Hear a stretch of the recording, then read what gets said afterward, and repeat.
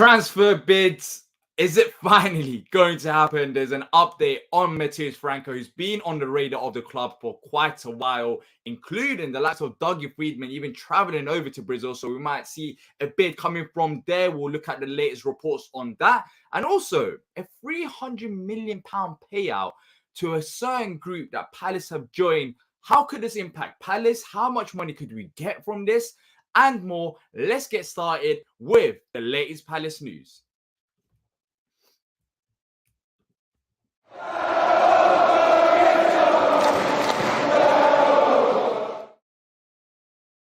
What's going on, people? Hope you've all had a great day. The weekend is upon us and we're here for another episode of Live Palace News. As always, if you do enjoy the content, make sure to hit the like button and subscribe to not miss out on future Palace content.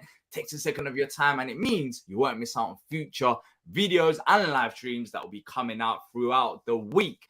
AJ, another week done, but one positive today before we actually get into the news is the fact that Palace players were out today, back in the training ground, and a nice bit of training kit as well that I might be, getting sometime soon if we're doing, them type of designs this year. I like the color; it's like a peach/orange. But as I said, we're slowly reaching the start of pre-season. Well, technically, we started today.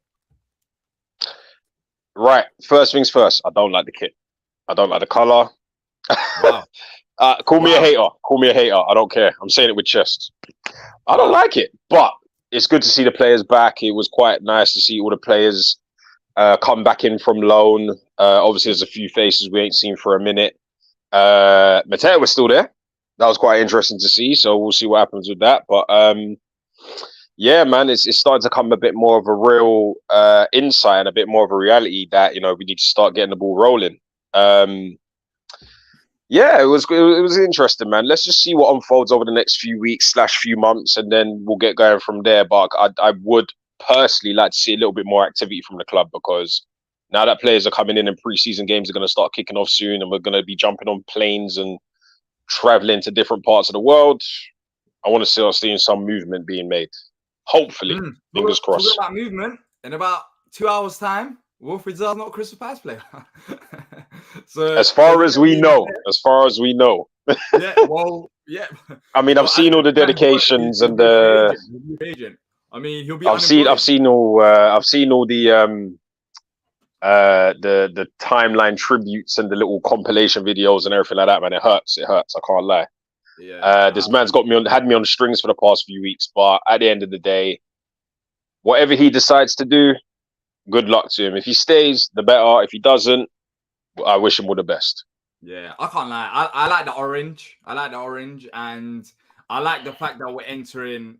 Well, we've technically entered business mode. We should have entered business mode at the end of last season to build on what happened last season and sort it out. But now that preseason starting, we've officially entered.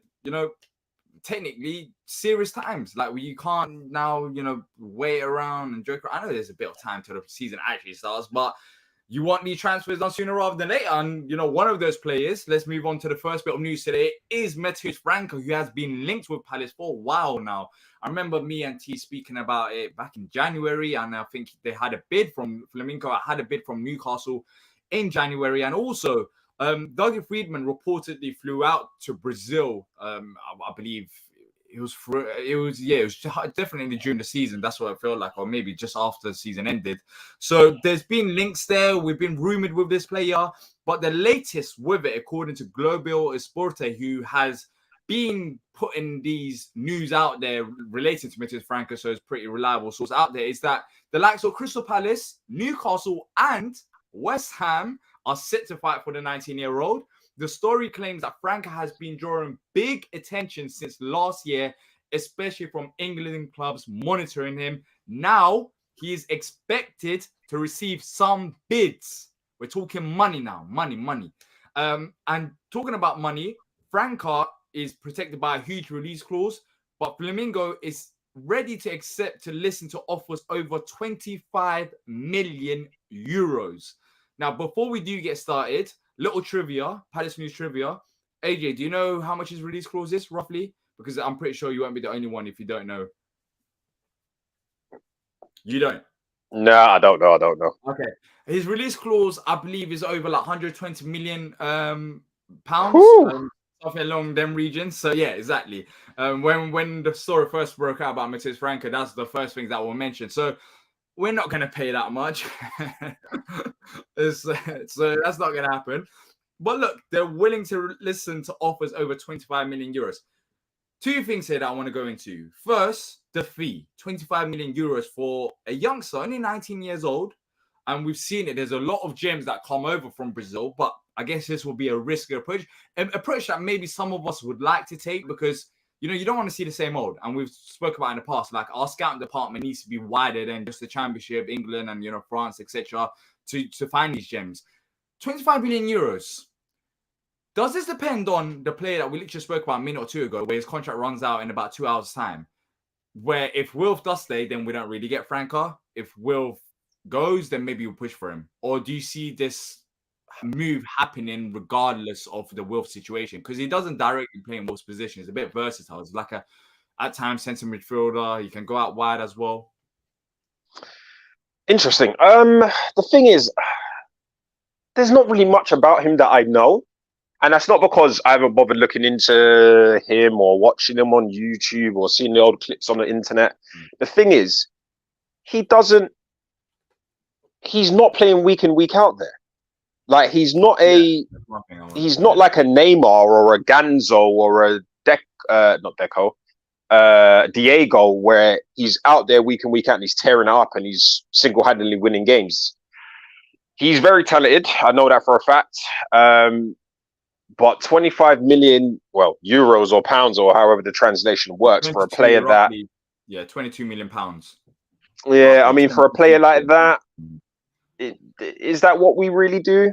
I mean, that brings up a couple of points. I think the first interesting point is it shows that there must be some money somewhere in terms of a transfer budget, because if we got 25 million or 22 million waiting to kind of fork out for this kid, then obviously there must be money there somewhere. Maybe they're just saving it for the right players. Maybe they've got individual targets. Who knows?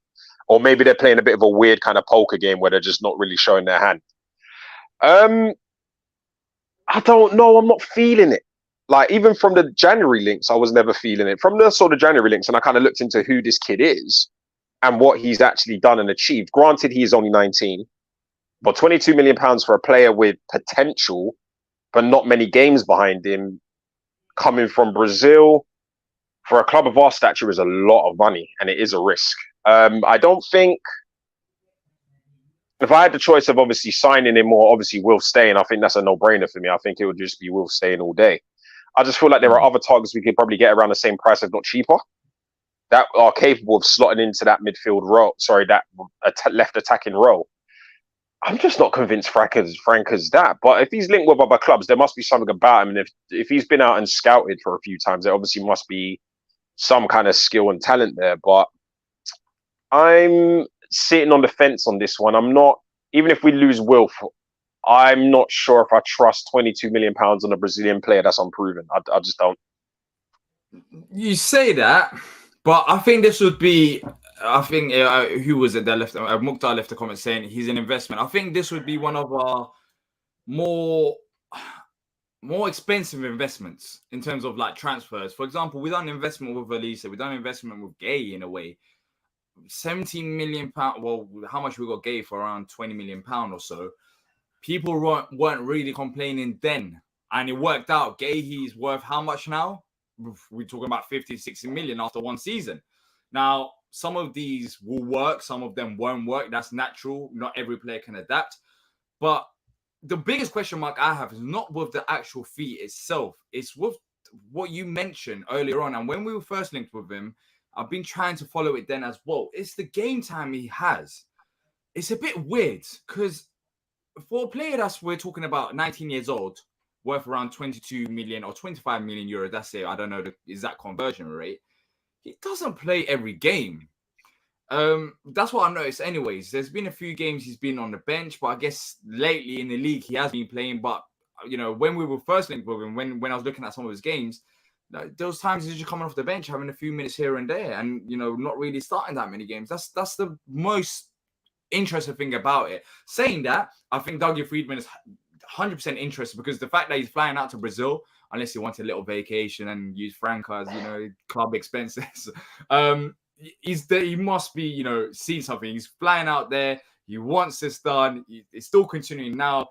That clearly he wants it done now. 25 million euros. That's fine. Let's get, let's move on from that and let's talk about the clubs interested, likes of Newcastle, likes of West Ham, Waters Wet, whatever player that we want. Literally, West Ham are involved. Now, do you see us competing with those clubs? Is there a twist there? Because you can look at both ways. Newcastle, West Ham, they probably can offer a bit more. Well, they offer more than Palace, one Champions League, one Europa League. But saying that, maybe Palace offers a bit more guaranteed playing time. I don't know. How do you see that in terms of competition? If it does come to the wire and the boy has to pick, we don't win in that situation because you can't. First things first, both of those clubs can offer him Europe. We can't. They statistically, because of the fact they'll have European competition, that they'll be able to potentially have more games, meaning they can offer him more games and more opportunities. And the reality of the situation is those clubs' trajectories are on very different scales to what we are. So in that side of things, if I'm Franca and I'm Franca's agent, I would probably favor one of those teams. Obviously, Newcastle would be the favoritized one because they can just chuck all kinds of loopholes and money at him in terms of salary bonuses.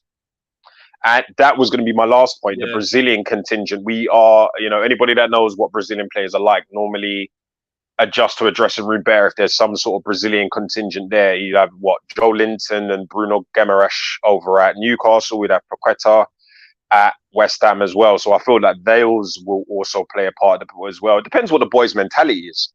Because if Wilf does leave, straight away you can kind of sell the boy the vision that you could be the next Wilfred Zaha or be at least a starting left winger in a Premier League team in London. But then at the same time, West Ham can, in theory, offer him something quite similar. So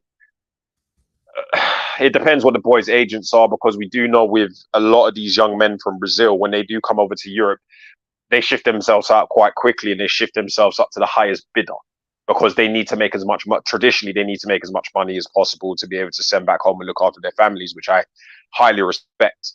So if it's going to be a case of, well, we're only going to offer him 50 grand, West Ham offers him 60 or 70, but then Newcastle could turn around and go, we'll give you 80 plus bonuses to make it 100 grand. We're not going to win in that scenario. Yeah, I think 100% money plays a part, but he would also want a bit of, I don't know. Well, I assume he would want to. The most important thing with a player that's coming from abroad, especially from like a whole different continent to to Palace. Let's say if he was to come to Palace, is to make sure he settles in well, and that's going to be the most challenging aspect. I guess the main positive, if you're moving money away from it and what the clubs actually are, I think Newcastle probably makes a bit more sense because you have Brazilians there already that could, help him settle in there and that could play a part to it. But then again, Newcastle may not offer him as much guarantees as Palace would because Newcastle are playing in some serious competitions and you saw it. They're bidding for players about £70 million, central midfielders. And I don't think Franca would be in that starting 11. He would be depth option. So I think Palace out of them teams. I think Palace, maybe if Declan Rice leaves, but even though it's two different players, Franca could have a bit more assurance from West Ham. But I think Palace, in terms of game time, gives a bit more. But other than that, Newcastle probably, in terms of settling in, is the best thing for him if it was to happen. But look, the report also adds, before we move on, that the bids are going to start coming in from July the 3rd, which is when the transfer window opens over there. So, we still got a few more days before anything concrete happens, and we'll see what type of bids come through. And we'll see. I'll be surprised if we spend £22 million on a 19-year-old who isn't a striker or right back. I know he's got high potential, and I know it's a decent investment, but ideally you want to, if you're tight on money, ideally you want to make that investment in a position that you need. And £22 million or 25 million euros, however you want to say it, is substantial money for Palace right now. That's what it seems like. So I'll be heavily surprised if we do end up paying that much money. And we mentioned Newcastle, where money really isn't a problem, or even West Ham, they're probably going to spend a bit of money now that they won the Europa Conference League. That's probably one of the biggest concerns for me, whether that happens or not. But in a few days, well, next week, literally at Monday, the window opens. So we'll be able to see if there's any other serious bids. Would Franca even qualify for work permit? I've Very heard that good there's point. going to be rule changes with the work permit. So I need to double check it, but I don't know if it'll be an issue. I honestly don't. Mukta says, are Newcastle and West Ham serious to have other targets? Yeah, they have other targets, but West Ham probably more than Newcastle can offer more game time than Newcastle. But even us, where does Franca fit in? Let's say he was going and playing midfield. Eze is there. Lerma's there, Decor is there. So I don't even think Palace can offer him much game time as well. So it'll be interesting to see what happens. Andrew says, but the weather's hot at Palace and Newcastle. Yeah, that's true. Moving St. Maximan on 2.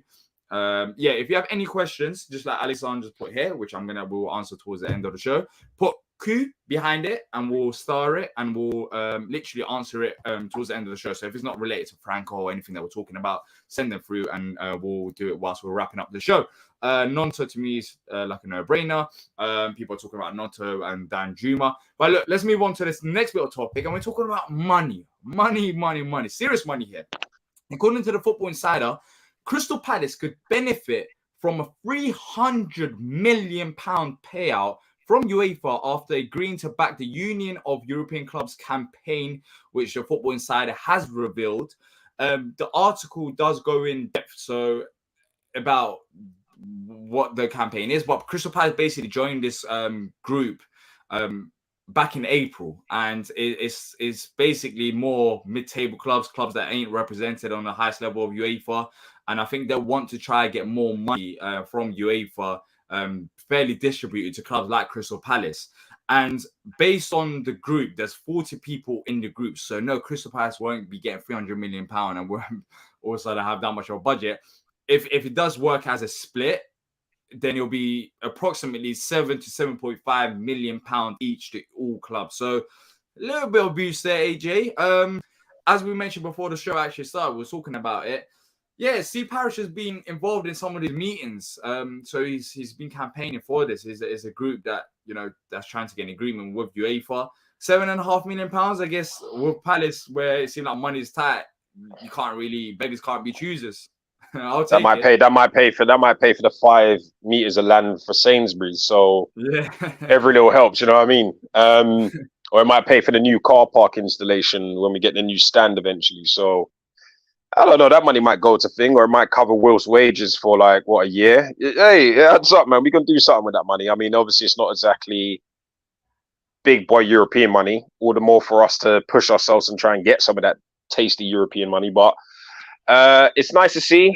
It helps, obviously, as somebody that's probably running the books at Palace is probably sitting there rubbing their hands together, because obviously it just makes the finances look a bit nicer, and it just generates more income for football clubs, or respectfully more mediocre teams rather than your big sixes or your Farmers League teams. So yeah, why not? It just shows that he's doing something in the background and trying to get some more income into the club. So I highly respect it. Yeah.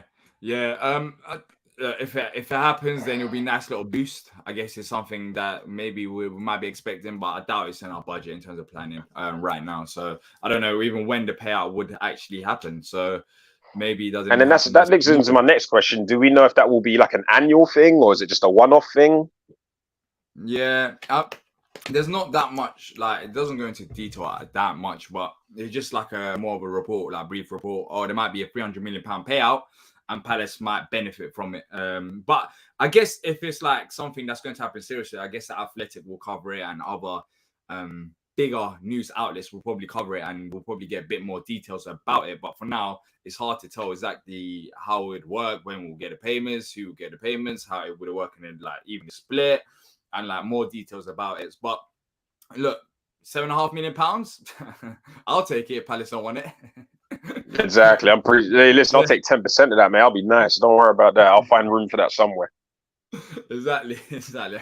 We'll find it in the budget. But look, there's been a bit. It was not on the agenda. I'm going to try to find it. There's been a bit of stuff going on about John Textor. And over in Belgium as well. And some people do want us to talk about it. I can see in the chat as well. We saw it on Twitter as well in the comments that it wasn't mentioned there, but people want us to talk about it. That he's potentially failed in his first pass, DCNG. I need to look into it. But AJ, should we go through some of the questions before I look into this? Yeah, go for it, man. Go for it. Go for it. Go for it. Okay, so answer this from Alexander. He asked, question, who of the options would you prefer best at left winger? So I think he's talking about the players that we've been linked with, Damari Gray, Dan Juma. There's been a lot of links. Of all them links, who would you prefer if it ain't Zaha? If Zaha was to leave, who would you want? Well, there is this guy called Desert Wilfred Zaha available in a free transfer, so that'd be nice. But in all seriousness, Zaha, you know, one of his kids or something. In it, Saint Zaha. Sign him up, mate. Sign both of them. Sign both of them. Yeah.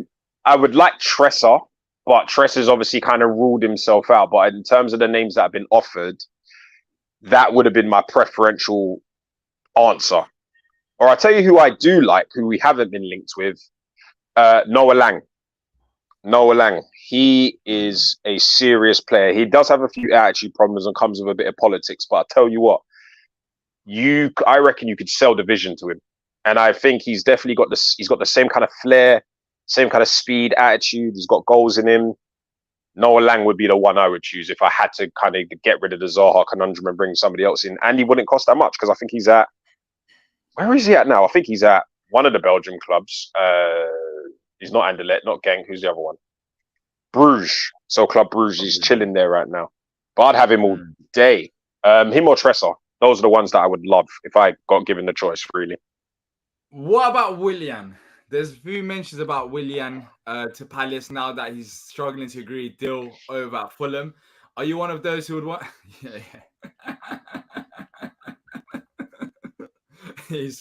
That answers all. That answers all. But Willian, look, me personally, I wouldn't want him. I don't know. I mean, we're down bad, I guess. There's down bad, right? And then we have to be better planning than Willian. That's how bringing in Willian. Yeah, I don't understand where people are coming from. Sorry, I'm not having it. Willian maybe 10 years ago when he was like 29 years old, but he's done out here. Right? Forget that, man. Forget that. He's too old. Would I call him a mercenary? That's a bit extreme, but he blows hot and cold. Don't get me wrong, he's got a little bit of class about him. I can't lie about that. And he's definitely got a bit of skill about him. But was he 33, 34 years old?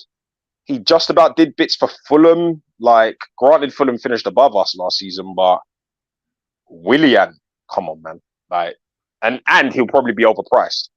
I'd put that in the same category as Lucas Moura. Just, not for me. Well, it was reportedly on £40,000 a week, which I don't know if I'll still be willing to pay that. Look, I'd still no. Yeah, is that if Wilfred's staying, then some of a bit of money should be left over to spend on a decent. But like Willian just seems like a cheap option. Literally, that is like when you're doing one of those challenges on Football Manager when you got no money budget and then you want to try and like just buy whoever you possibly can. Like, just on free. Yeah, like I'm not saying Willian's a terrible player, but not for me.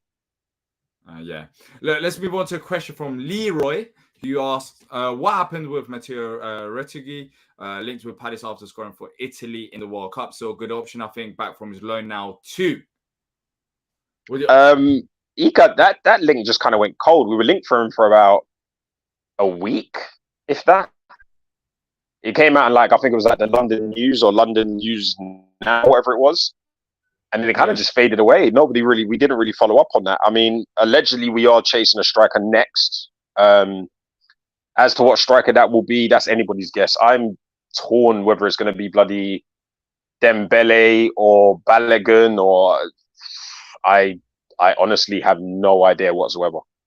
But that link pretty much was hot for about a day or two, and then it kind of just went cold. So I don't think there was much in it. The problem is with this time of the year, there's going to be a lot of paper talk, a lot of agent talk. Players are going to be mentioned left, right, and center, and all it's got to be is a player's liked a picture on Instagram or Twitter or Facebook, and then all of a sudden he's linked with that club. So there's going to be a lot of movement going on, and some clubs and some teams are going to be waiting on certain key players to move around before you start seeing a bit more movement. It's all like building blocks sort of thing. So I don't think that's going to happen. Yeah. Crane has a question saying, we've not been linked with him, but how do you feel about Jack Harrison for a Wilf replacement? Got experience coming into prime, 2-footed as well. I'll be honest, I feel like this would be Palace, like Jack Harrison to Palace. I think that would be like typical Palace. I could see that happening. They got relegated. The fee shouldn't be that much, you would expect. He's still relatively young. He's got Premier League experience. I think that could be an option, but he hasn't been linked as much. So I'm not too sure. Maybe, by the way, every player that's been linked doesn't mean that like the club are seriously after him. There are some players that we haven't even mentioned that the club are probably working on behind the scenes. For example, and Jack Harrison might be one of them. For me, I could see a move like this happening if Wilf wasn't to stay. But AJ, for you, do you think it would make sense? It does kind of make sense. I think Jack Harrison. I saw somebody mention this on Football Daily. That's where I saw it mentioned. Yeah, I think Tifo, I think, done a video as well. Did he? Someone from Tifo. Yeah, Tifo is a very good football channel. They've done a video. Yeah, they're quite good. I'm pretty sure. Yeah, about Jack Harrison to Palace, or it might be Football Daily. Actually, it's Football Daily. I think. Yeah, it was. I think it was Football Daily. The thing is, right, I'm convinced he only plays on the right. That's the only thing. He only plays on the right hand side, and I'm not here to try and stunt Elise's growth unless you can figure a way to kind of integrate the two. I think Jack Harrison's a very good player, though. I rate him quite highly, to be honest. I think he's very, very good. I feel like he works hard for the team. He's got goals in him. He's got assists in him. He definitely always busts a gut per game. So I like him, but there's not really any concrete interest from us. It doesn't seem like we're kind of even potentially looked at him, but you are right in the sense of he kind of does come across as a typical Palace signing. He's actually pretty decent at set pieces as well. So I wouldn't be against it. It just, I guess it all the factors in price and can we get him to shift left and right as well, as because every time I've seen him play, he's always strictly been on the right hand side of attack. So that would be the only potential stumbling block around it, and obviously whatever price Leeds are demanding. So there's even a red on form. He was red on form before he got a new contract at Leeds, and then after things started to slow down a bit. But he was on fire, man. He's quality. He's not a million miles away from. I like it. I like the idea. Yeah, it depends who it's against. If you're asking me Jack Harrison or Damari Gray, I'm taking Jack Harrison, for example. Or Facts. Jack Harrison. It's hard, but probably Jack Harrison probably edges it for me in that regards as well. Quickly before we move on to the other questions, so about John Textor, there isn't anything really related to Palace.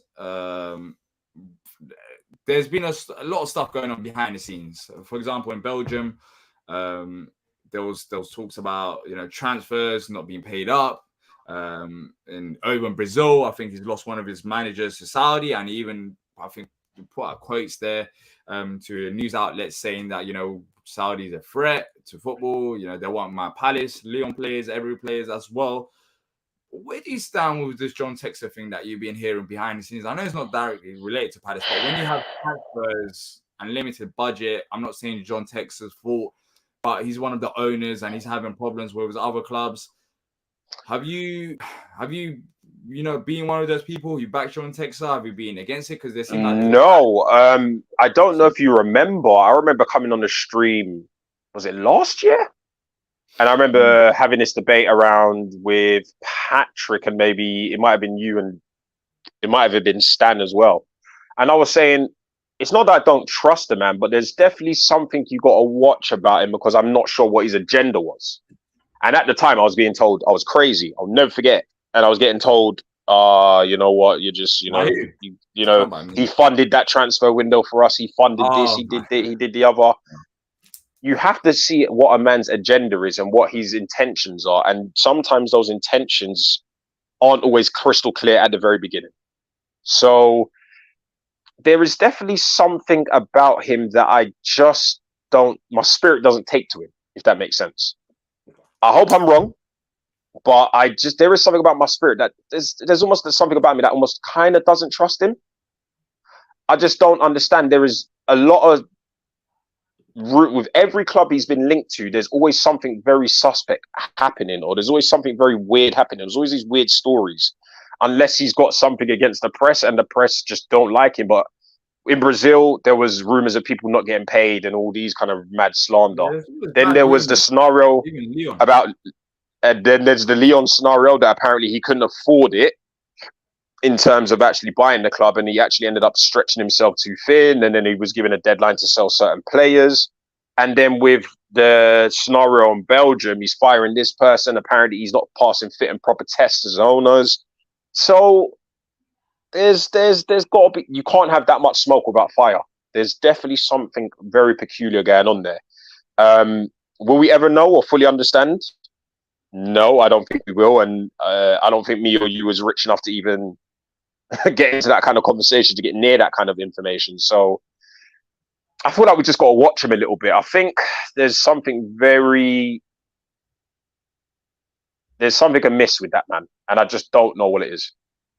You know what it is? I'll come to the theory, yeah? This is theory. This is my theories. No, it's not facts. I'll say it once again. I think he has the right ideas, or he wants to, run certain clubs certain way. I think he has. I don't think he has bad interest for any of his clubs. From what I gathered, from how he runs the club and how some of the clubs perceive him, he has the right intentions. He wants to move the clubs forward, but the problem is, one, I don't think he has much football experience. I think that's a massive issue. And two, and I said this before, he just doesn't have the money. He's not he has a lot of responsibilities, and he doesn't really have the cash to, I don't think, run a Premier League club, a club over in France, a club over in Belgium, a club over in Brazil. The network is good, and I know that he has other owners as well, but I don't think he himself has that. And I think he's finding it hard how football is, like firsthand. That's why he's having all of these issues right now, whether in Brazil, whether in Belgium. And I feel like he jumped ship too early by buying all these clubs back to back to back. Like, it all happened within a few years. He didn't really settle at any club. He didn't settle at Palace and decided, you know what? I like this. I like this comfortable. A year or two. That's it. That's how much experience he has. Then he buys another club. He buys a club in Brazil. He bought Lyon. He bought a club over in Belgium. Like, I feel like he's rushing the process too much. And the biggest question mark, and the reason why I'm saying that I don't think he has the money, is because of the public holding on, that got released at the start of the year, where he wanted to have a SPAC, basically, to go public and finish what Tim is saying as well, and finish a transaction, the one that took place minority stakes in July 26th. So he having a SPAC with Eagles holding, and basically a bit of Crystal Palace will technically be in it. Not that it will impact Palace that massively. I think it's ways to raise funds. But he has all these ideas, but he doesn't have the money. And this is a problem with Palace. When you run a Premier League club and you look at some of the owners that you have out there, and he owns a decent amount of shares at Palace. He owns more than Steve Parish, and it seems like he owns more than Tex and Blitzer if you split them into individuals as well.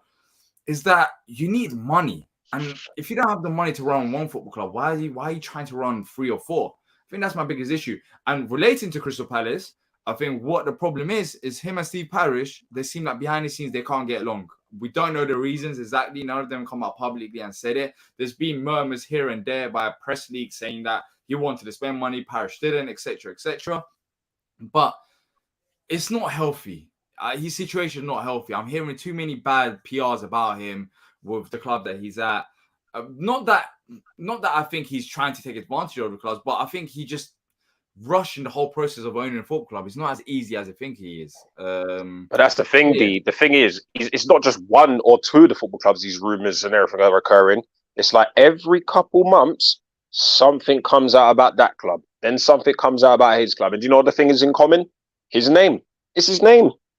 Yeah. He's attached to it. Something stinks. Something stinks over there.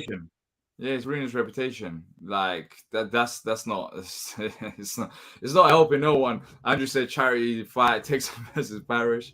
Literally to raise funds, all the fans have to pay. Like, no, for real. Just get them on stage to get them to do, what is it? One of these stupid boxing. Get one of these stupid. Exactly. Who is it? Zuckerberg and Elon are fighting in it undercard, innit? Yeah, is it Elon Musk? Elon Musk and Zuckerberg, innit? Yeah, everyone's fighting nowadays, man. Everyone's fighting. Bro, just get them in. Just get them in the little pre-match conference and be like, John Textor, just call Steve Parish a dickhead and something like that and keep it moving. All right, somebody do something, man. Dee AJ says we just need another Palace fan billionaire to take over so these American owners can go. Yeah, I don't I'm know working who's- on it, people. I'm working on it. I'm working on it. But I'm yeah, working on it, lads. that's what I think as well. I think the best case scenario is just having one owner or having one owner with Steve Parish rather than like 2-3 people. I run it like that, and he has to be like a billionaire. I think that's the best case scenario. Our structure right now stinks, but we've said that many times. As well. Let's move on to the last bit of question before we wrap up. Heimdall says thoughts on getting Maitland-Niles can play midfield and right back on a free shouldn't be too high on wages. We spoke about this on yesterday's live Palace News. If you want to have more details, go to check that out.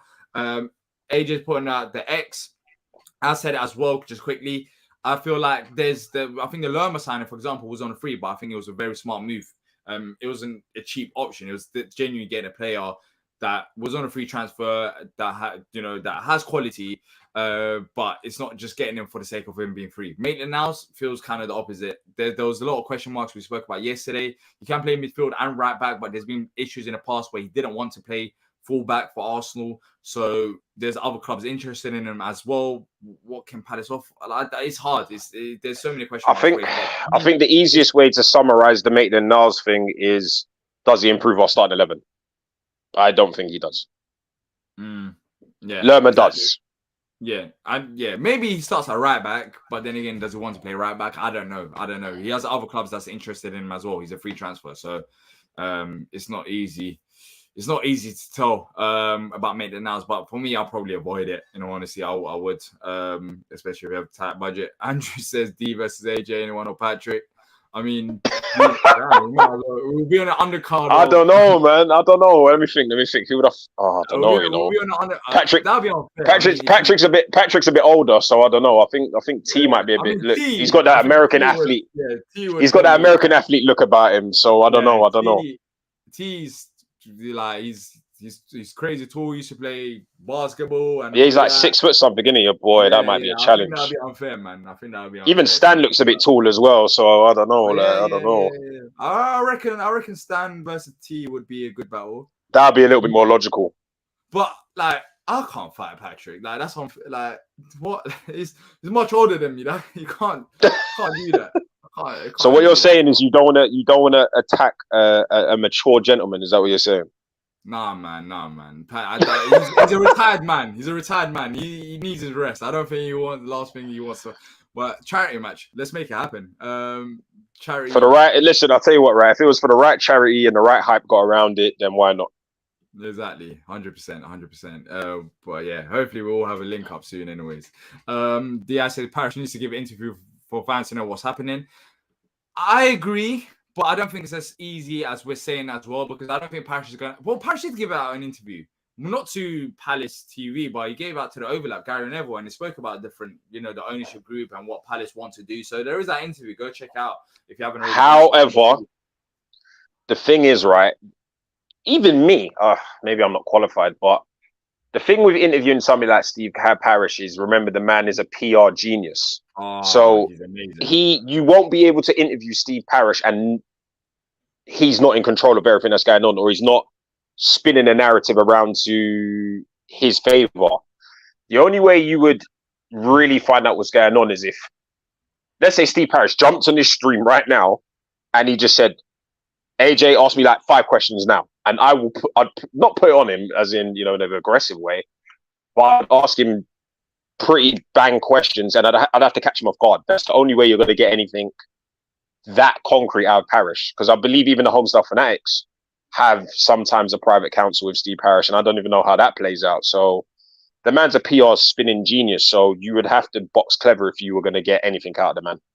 Yeah, I agree, and I don't think he'll come out in an interview and literally answer the questions that we want in terms of about John Textor, and I don't know. It'll be very good. If it was to happen. He can come on, for example, even here anytime he wants. He's been on the podcast in the past for Back of the Nest. But yeah, it depends. It depends if he wants to or not. Lately, he's been quiet with the fans. He's not really keen. I don't know why. He prefers to go to bigger media outlets and not directly to the fans. But that's his thing. You know, he can do whatever he wants. Literally. But look, that's it from me and AJ today. We'll wrap it up now. Matheus Franca, we'll see what happens with him. The window over there opens on Monday. So Monday we'll probably find out a bit more if a bid goes through or not. And we'll see whether we're getting paid by UEFA. Bit of money, £7.5 million. That would be nice. To add to a budget of 0, what it feels like at this current moment of time. So that'd be a nice little boost. But if you have enjoyed this, make sure to hit the like button. And if you're new here, make sure to subscribe and let us know your thoughts in the comment section down below if you're watching on replay. We'll be back giving you the latest updates as it happens throughout the week. The week's ending, so we'll see you tomorrow if anything's about. Then we'll be back here once again. But that's it from me and AJ. And until next time, up the palace.